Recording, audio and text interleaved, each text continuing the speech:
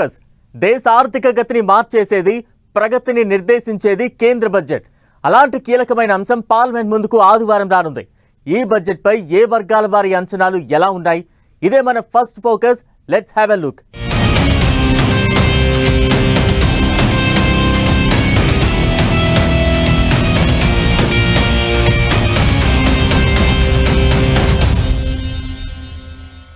అసలు బడ్జెట్ అంటే అన్ని వర్గాల వారు ఎదురు చూస్తారనేది పాత మాట. ఎప్పుడైతే జీఎస్టీ వంటి కీలకమైన సంస్కరణలు వచ్చాయో అప్పుడే ఇక బడ్జెట్ గురించి మాట్లాడుకోవడం తగ్గిపోయిందంటారు. ఇందులో నిజమెంత ఉన్నా ప్రధానమంత్రి మోదీ ఈసారి బడ్జెట్ పూర్తిగా వికసిత్ భారత్ లక్ష్యంతో తయారవుతుందని ప్రకటించడంతో మరోసారి సెంట్రల్ బడ్జెట్ పై అంచనాలు పెరిగిపోయాయి. యూనియన్ బడ్జెట్ 2026లో ఏముంటుందనే ఆసక్తి ప్రారంభమైంది.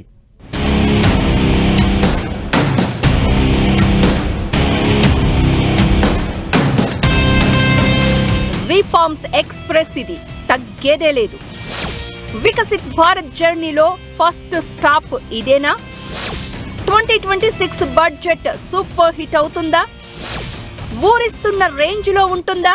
జీఎస్టీ 2.0లా ఉసూరు అనిపిస్తుందా?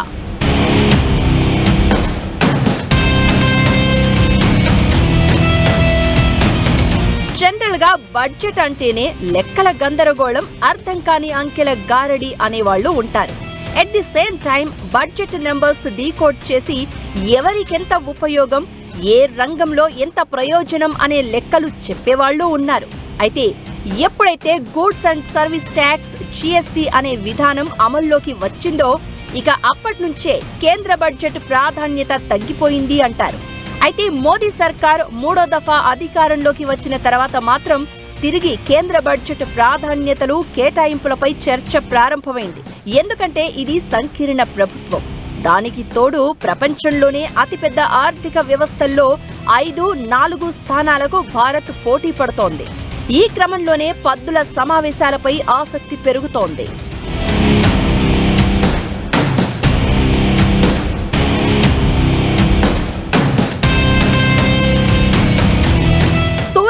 ఈ బడ్జెట్ లో కీలకమైన రంగాలు, లేదంటే ఆ రంగాల్లో పనిచేస్తున్న ఉద్యోగులు, కార్మికులు, ఆ రంగాలకు చేసే కేటాయింపులను బట్టే వారి పురోగతి ఆధారపడి ఉంటుంది.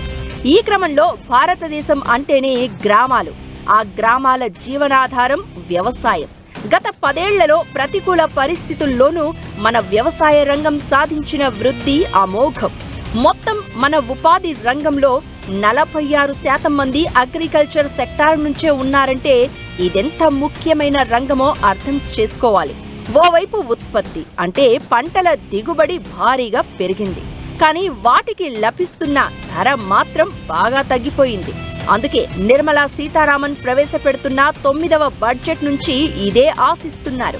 గడిచిన ఆర్థిక సంవత్సరంలో ఖరీఫ్ సీజన్లో 2.3% వృద్ధితో 173 మిలియన్ టన్నుల ఆహార పంటల దిగుబడి నమోదైంది. పంటలకి వచ్చే ధరలు మాత్రం తగ్గిపోయాయి. జూన్ నుంచి డిసెంబర్ వరకు చూస్తే ఆహార పంటల రీటైల్ ధరలు అంతకుముందు ఏడాదితో పోల్చితే 2.7% తగ్గాయి. ఇది దేశంలో ద్రవ్యోల్బణం తగ్గడానికి దోహదపడింది. అలా వినియోగదారులుగా జనం ఊరట చెందితే రైతులుగా మాత్రం బిక్కమొహం వేయాల్సి వచ్చింది. ఎందుకంటే ప్రతి పంట ప్రభుత్వం ప్రకటించిన కనీస మద్దతు ధర కంటే తక్కువే పలికింది. అటు నాన్ ఫుడ్ క్రాప్స్ అయిన పత్తి, మద్దతు ధర ప్రకటించని బంగాళాదుంప, ఉల్లి విషయంలోనూ ఇదే పరిస్థితి. అందుకే ఈ బడ్జెట్లో కనీస మద్దతు ధర కోసమంటూ కొత్త స్కీమ్ కావాలని వ్యవసాయ రంగం డిమాండ్ చేస్తోంది. 40% జనం వ్యవసాయం మీద ఆధారపడి ఉన్నారు. వాళ్ళ ఆదాయం మన మొత్తం జీడిపిలో 18%. అంటే వాళ్ళు సరిగ్గా కాంట్రిబ్యూట్ చేయట్లేదు. గత 75 సంవత్సరాల్లో ఎన్నో మార్పులు వచ్చినాయి వ్యవసాయంలో చేసేవాళ్ళు మారిపోయారు. ఇవన్నీ తీసుకుని ఇప్పుడు ఉన్నది మినిమం సపోర్ట్ ప్రైస్, లేకపోతే ఫర్టిలైజర్కి సబ్సిడీ, అది కాదు. ముందలు తీసుకొచ్చేది ఎలాగ మొత్తం మార్చేయాలి, వ్యవసాయాన్ని హై ఇన్కమ్ వ్యవసాయం ఎలా చేయాలి, అలాంటి రిఫార్మ్స్ తీసుకొస్తారా? తర్వాత వ్యవసాయదారులు అప్పులు తీరుస్తారా? వ్యవసాయం మీద ఫోకస్ చేస్తారా? అది అసలంగా మన ఆర్థిక వ్యవస్థకి ఇంపాక్ట్ వస్తుంది. గత ఏడాది బడ్జెట్లో అగ్రికల్చరల్ రీసెర్చ్ కోసం 10,446 కోట్లు కేటాయించారు. ఇది వ్యవసాయ రంగ జీడీపీలో 0.5% కంటే తక్కువ. కానీ ఇక్కడే ఓ అద్భుతమైన విషయం మాట్లాడుకోవాలి.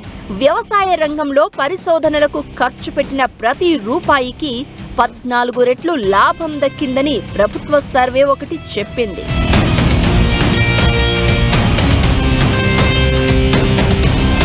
గడిచిన ఏడాది కాలంలో భారత్ ఎరువులు, ఫుడ్ సబ్సిడీలపై 3.7 లక్షల కోట్లు ఖర్చు పెట్టింది.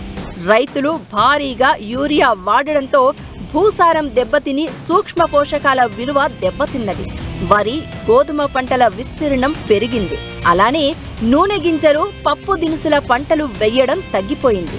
దీంతో వీటి కోసమని దిగుమతులపైనే ఆధారపడాల్సిన పరిస్థితి ఏర్పడింది. అందుకే ఈసారి సబ్సిడీల భారం తగ్గేలా, రైతుల పంటలతో ఆదాయం పెరిగేలా ప్రోత్సాహకాలు ఉండొచ్చంటున్నారు.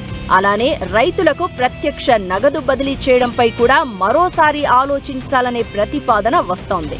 అలానే భూసార పరీక్షలు ఎక్కువ చేయడంతో ఏ పంట ఎప్పుడు ఏ నేలలో వేయాలనే విషయం కూడా రైతుల వరకు చేర్చేందుకు నిధులు కేటాయిస్తామంటున్నారు.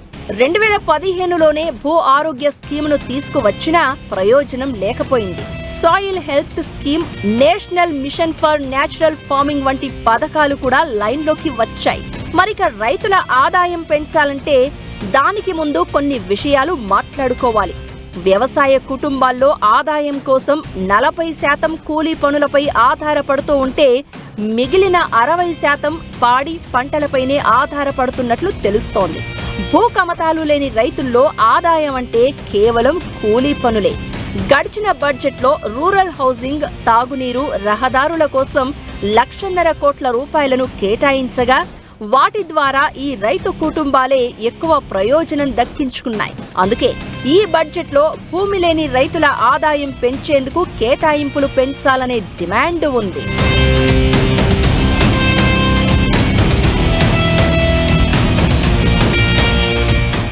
గ్రామీణ రంగం వ్యవసాయం మాత్రమే కాదు, ఇతర రంగాలు కూడా కేంద్ర బడ్జెట్పై కొన్ని అంచనాలు పెట్టుకున్నాయి. మ్యూచువల్ ఫండ్ ఇండస్ట్రీ నుంచి ఎన్బిఎఫ్సి, యూత్ నుంచి సీనియర్ సిటిజన్ల వరకు ప్రతి ఒక్కరికి ఓ డిమాండ్ ఉంది. అదేంటో ఒకసారి చూద్దాం.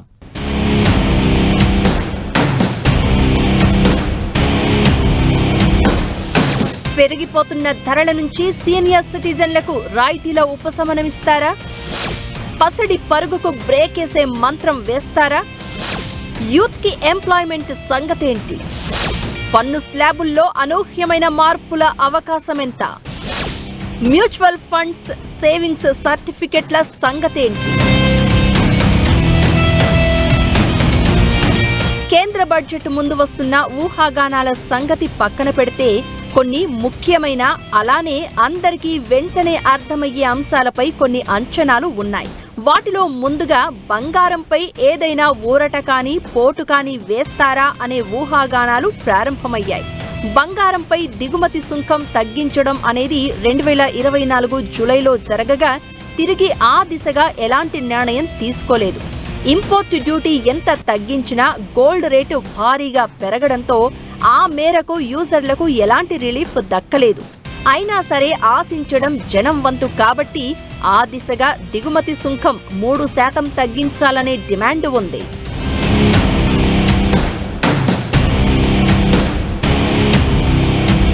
ఇక ధరాఘాతం నుంచి తప్పించుకునేందుకు సీనియర్ సిటిజన్లకు గతంలో తొలగించిన రాయితీలను పునరుద్ధరించే అవకాశం ఉంది.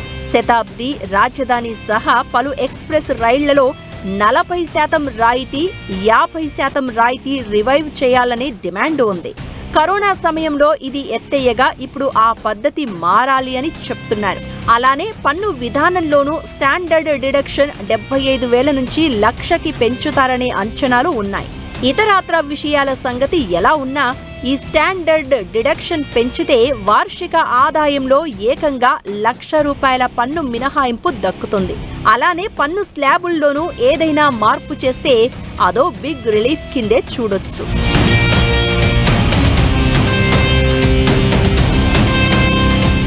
యూత్, ప్రత్యేకించి నిరుద్యోగ యువత కోసం గతంలో కోట్లాది ఉద్యోగాల హామీ ఇచ్చారు. తర్వాతి బడ్జెట్లలో అవి ఎలా భర్తీ చేశారో చెప్పలేదు. కానీ ఈ కొత్త బడ్జెట్లో మాత్రం యువతని పూర్తిగా ఆర్టిఫిషియల్ ఇంటెలిజెన్స్ రెడీగా చేస్తారంటున్నారు.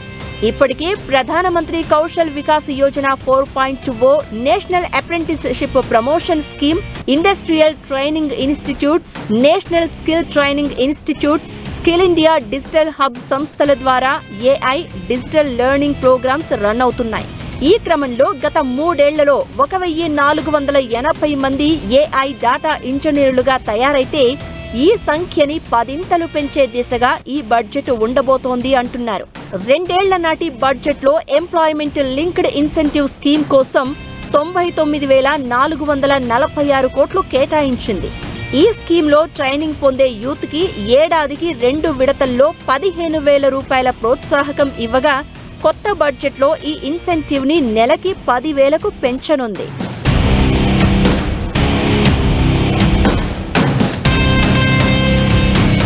అలానే వీటితో పాటే క్లీన్ ఎనర్జీ ప్రోత్సాహకాలు ఇవ్వనుందని చెప్తున్నారు. అలానే క్రిప్టో కరెన్సీపై 30% పన్నుతో పాటు TDS ఉండగా ఆ విషయంలో కూడా కొంత ఊరట దక్కుతుందనే అంచనాలు ఉన్నాయి. మ్యూచువల్ ఫండ్ ఇండస్ట్రీ కూడా కేంద్రానికి ఓ 27 సూత్రాల ప్రతిపాదన ఇవ్వగా వాటిలో పన్ను మినహాయింపు, సీనియర్ సిటిజన్ల పెట్టుబడులపై పన్ను రాయితీతో పాటు కొత్తగా డెప్ట్ లింక్డ్ సేవింగ్స్ స్కీమ్ ప్రవేశపెట్టేందుకు అనుమతి కోరింది. అలానే అతి కీలకమైన ప్రతిపాదన మ్యూచువల్ ఫండ్లలో పెట్టుబడుల కనీస పరిమితిని 500ని రద్దు చేయాలని కోరింది. ఇదే జరిగితే ఎంత కనీస మొత్తాలలో అయినా ఫండ్లలో పెట్టుబడి పెట్టవచ్చు. ఇక non banking financial, micro finance రంగాలు తమకి క్రెడిట్ గ్యారెంటీతో పాటు రీఫైనాన్స్ సపోర్ట్ కల్పించే దిశగా ప్రతిపాదనలు, కేటాయింపులు ఉండాలని కోరుతున్నాయి.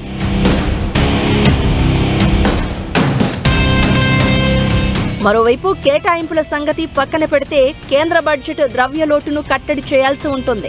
కేంద్రానికి పన్నుల రూపేణా వచ్చే రాబడిలో ఆదాయపు పన్ను ద్వారానే 13.6 లక్షల కోట్లు వస్తోంది. మొత్తం పన్నుల ఆదాయంలో ఇది 32% సమానం. జీఎస్టీ ద్వారా 11.8 లక్షల కోట్లు, కార్పొరేట్ ట్యాక్స్ ద్వారా 10.8 లక్షల కోట్లు, ఎక్సైజ్ డ్యూటీ ద్వారా 3.2 లక్షల కోట్లు, కస్టమ్స్ డ్యూటీ ద్వారా 2.4 లక్షల కోట్లు కేంద్రానికి వస్తున్నాయి. ఇతర పన్నులు, సెస్సులు, డ్యూటీల ద్వారా 90,000 కోట్ల ఆదాయం వస్తుంది. అయితే ద్రవ్యలోటు భారీగా పెరిగిపోతున్న తరుణంలో ఆదాయాన్ని పెంచుకోవడానికి ఈ బడ్జెట్లో కసరత్తు మొదలుపెట్టింది. ఇందులో భాగంగా ఇంధనాలపై ఎక్సైజ్ సుంకాన్ని లీటరుకు 3 నుంచి 4 వరకు పెంచవచ్చని అంచనా. అదే జరిగితే రవాణా రంగంపై ప్రభావం పడక తప్పదు. దాంతో కూరగాయలు, పళ్ళు, ఇతర నిత్యావసర ధరలు పెరుగుతాయి. అయితే 2026లో పలు రాష్ట్రాల్లో ఎన్నికలు ఉన్న నేపథ్యంలో దీనిని కొన్ని రోజులు కేంద్రం పక్కన పెట్టే అవకాశం ఉంది. హోమ్ కేర్ వంటి కొన్ని అధికంగా వినియోగించే వస్తువులను 18% స్లాబ్ నుంచి 5% స్లాబ్కు మార్చే అవకాశం ఉంది. ఇదే జరిగితే సబ్బులు, డిటర్జెంట్ల వంటి వస్తువుల ధరలు తగ్గుతాయి. ఇక వంట నూనెలపై దిగుమతి సుంకాన్ని తగ్గించి దేశీయంగా ఉత్పత్తిని పెంచడానికి ప్రోత్సాహకాలు ఇవ్వవచ్చని భావిస్తున్నారు. ఫ్యూయర్, సిగరెట్, ఆల్కహాల్ వంటి వస్తువుల ధరలు పెరిగే అవకాశం ఉందని ఇప్పటికే ప్రచారం జరుగుతోంది. ఇక వీటితో పాటే వివిధ రాష్ట్రాలకు వచ్చే ప్రాజెక్టులు ఏంటి, ఏ రాష్ట్ర ప్రాజెక్టుకి ఎంత మేర నిధులు కేటాయిస్తారనే అంశాలు ఆసక్తి కలిగిస్తూ ఉండగా ఆదివారం నిర్మలా సీతారామన్ కేంద్ర బడ్జెట్ ప్రవేశపెట్టబోతున్నారు.